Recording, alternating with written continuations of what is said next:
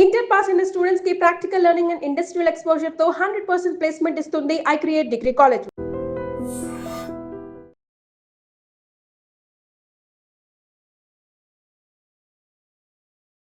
Philippines దేశాన్ని భూకంపం గజగజ వణికించింది. ఫిలిప్పీన్స్ దేశానికి సంబంధించిన తీర ప్రాంత నగరాలు కూడా వణిగిపోయాయి.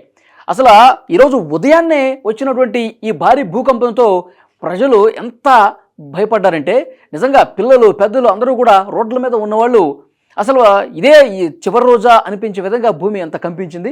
ఒకసారి మీకు స్క్రీన్ మీద విజువల్స్ చూపిస్తున్నాను చూడండి. ఫిలిప్పీన్స్లో జనరల్ శాంటోస్ నగరంలో ఒక స్కూల్లో, ప్రైమరీ స్కూల్లో చిన్న పిల్లలందరూ కూడా ప్రేయర్ చేస్తుండగా ఒక్కసారి భూమి కంపించిందండి. అసలు వాళ్ళకేం అర్థం కాలేదు. ఆ పిల్లలందరూ కూడా ఇక ఏడుపులే కనిపిస్తూ ఉన్నాయి. పిల్లలందరూ కూడా ఒక్కసారిగా ప్యానిక్ అయిపోయారు.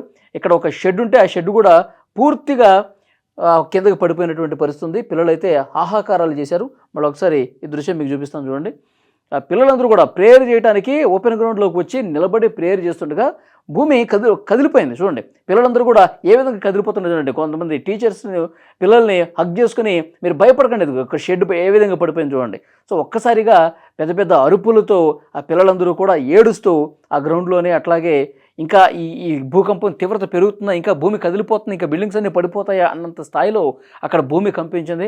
ఒక్కసారిగా టీచర్స్ అందరూ కూడా ఆ పిల్లలందరినీ కామ్ డౌన్ చేస్తూ ఉన్నారు. ఏమీ కాదు, మీకు మేము ఉన్నామని చెప్పి ఒక భరోసా కల్పిస్తూ పిల్లల్లో ధైర్యం చెప్తున్నటువంటి పరిస్థితి ఇక్కడ మీరు క్లియర్గా చూడొచ్చు.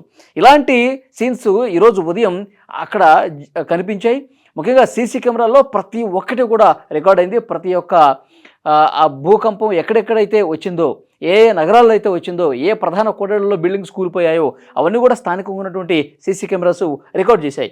ఇక్కడ చూడండి మీరు క్లియర్గా ఉదయాన్నే రోడ్డు మీద తమ పనుల నిమిత్తం వచ్చిన వాళ్ళు భూకంపం దాటికి అక్కడ స్థానికంగా ఉన్నటువంటి బిల్డింగ్ ఒక్కసారిగా ఏ విధంగా కూలిపోయింది చూడండి. ఇది ఒక బిల్డింగ్ మీరు చూస్తూ ఉన్నారు. కొన్ని చోట్లయితే హోటల్స్ కూలిపోయినాయి, కొన్ని చోట్లయితే స్కూల్స్ కూలిపోయినాయి, కొన్ని చోట్లయితే ఇంకా ఏదో బిజినెస్ కోసం ఏర్పాటు చేసుకున్నటువంటి టెంట్లు ఇవన్నీ కూడా కూలిపోయినటువంటి పరిస్థితి ఉంది. మళ్ళొక్కసారి ఈ బిల్డింగ్ ఒకసారి మీరు ఇక్కడ స్క్రీన్ మీద చూడొచ్చు. వాళ్ళు చూస్తుండగానే, రోడ్ల మీద నిలబడి చూస్తుండగానే ఉన్న పళంగా ఒక బిల్డింగ్ కూలిపోయింది. కొన్ని విజువల్స్ మాత్రమే ఇక్కడ నేను మీకు చూపించగలుగుతున్నాను. కానీ తీర ప్రాంత నగరాల్లో చాలా ప్రాంతాలు కూడా ఈ విధంగా కూలిపోయినటువంటి పరిస్థితి, బిల్డింగ్స్ కూలిపోయినాయి. ప్రజలందరూ కూడా తీవ్రంగా భయాందోళనకు గురయ్యారు. ఈ భూకంప తీవ్రత 7.8గా రిక్టర్ స్కేల్ మీద నమోదైంది. 7.8 అంటే చాలా తీవ్రమైనటువంటి భూకంపంగానే చెప్పాలి. ఇది శాంట్ ఏదైతే నగరం ఉందో, ఇది జనరల్ శాంటోస్ నగరానికి అంటే నైరుతి దిశగా 8 మైళ్ళకు దూరంలో, అలాగే 6.2 మైళ్ళ లోతులో ఈ భూకంప కేంద్రం కనిపించింది. సో దీంతో శాస్త్రవేత్తలు కూడా చాలా క్లియర్గా ఇండికేషన్స్ ఇచ్చారు. ఏ క్షణమైనా సరే ఉవ్వెత్తున అలలో ఎగిసిపడవచ్చు. తీర ప్రాంత ప్రజలు చాలా అప్రమత్తంగా ఉండాలి. 10 అడుగుల మేర ఈ సముద్రపు అలలు ఎగసి ముందుకు వచ్చే అవకాశం ఉండొచ్చు.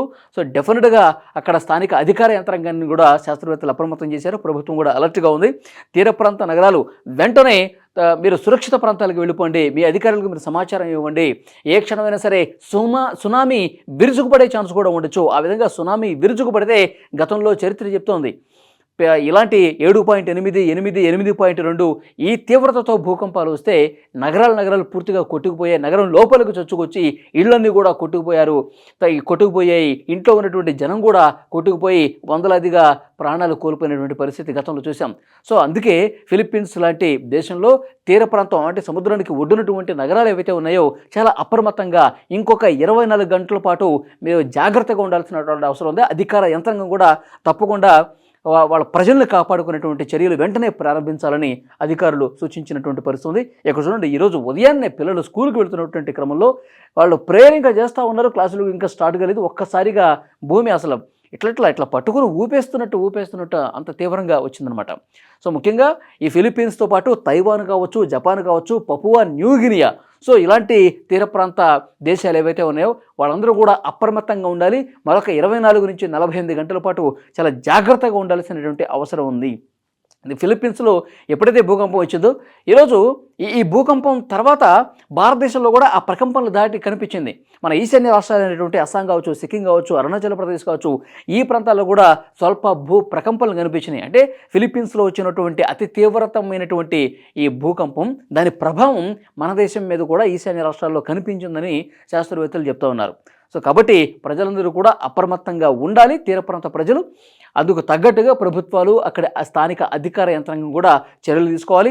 నిజంగా ఈ ఎఫెక్ట్ కనుక, ఎందుకంటే సముద్రం లోతుల్లో 6.2 మైళ్ళ లోతుల్లోనే, అంటే చాలా తక్కువ దూరంలోనే ఈ భూకంప కేంద్రం ఉంది కాబట్టి సో అది సునామీ రూపంలో విరుచుకుపడే ఛాన్సెస్ ఉండొచ్చు. సో గతంలో ఉన్నటువంటి అనుభవాలను దృష్టిలో పెట్టుకొని ఇట్లా వచ్చినప్పుడు గతంలో సునామీలు చాలా తీవ్ర స్థాయిలో వచ్చినాయి కాబట్టి తీర ప్రాంత ప్రజలు మీరు సురక్షితమైనటువంటి ప్రాంతాలకు తరలి వెళ్ళిపోవాలని చెప్పి అక్కడ శాస్త్రవేత్తలు కూడా చాలా క్లియర్గా హెచ్చరిక పంపించినటువంటి పరిస్థితి ఉంది.